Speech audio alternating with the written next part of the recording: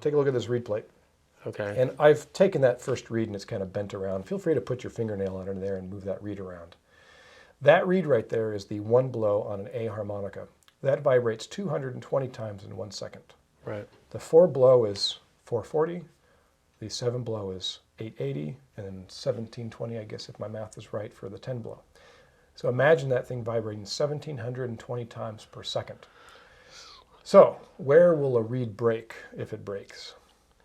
At the back. Exactly, at the rivet end, because it is acting like a door and is opening and closing. That's where all the tension is, all the Now, stress, Yeah. So that's spring metal. Yeah. It's a brass alloy. And a harmonica actually makes sound as the reed exits the slot and goes into the slot, exit, it sends puffs of air. Puff, puff, puff, puff, puff. So it is actually the air that is being chopped via the reed mechanics that you hear as music or as a tone. Okay. That reed opening up like a door, if you play that one blow, for example, and it's vibrating 220 times, when you play softly, it is vibrating at 220 times. When you play loudly, it is still vibrating at 220 times. Just over a bigger amplitude. Exactly. Yeah. So just imagine the louder you play, the larger that arc, and the sooner your reed's going to fail. Got it. So my whole point about this is you want to make it a rule to play softly. Your harmonicas will last longer, and your dynamic range will benefit from it.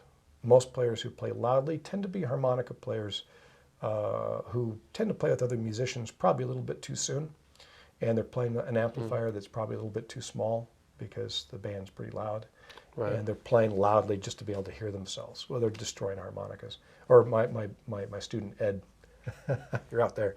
Ed's got a loud truck. I noticed you came up in a truck. Is that's gasoline, not diesel, right? Yeah. Yeah, he's got a diesel truck, and it's a work truck. And he came in and says, "Man, I'm just blowing harps out left and right." So you're practicing in the truck? Like, yeah. That loud truck? He's like, yeah. That's like, why. Turn the engine off before you go to practice. He's a little hard of hearing too, so he's got a couple reasons why he's blown through harmonicas pretty quickly. Now, Little Walter is someone you're going to become really familiar with, and Little Walter is one of our gods of blues harmonica. And one of the ways he gets the sound that he does is he plays softly. He has the amp just cranked up, just cooking hot, and he plays softly. And the tone is just great. But the important thing is it also gives him dynamic range. And we think about dynamics as mostly louds and softs.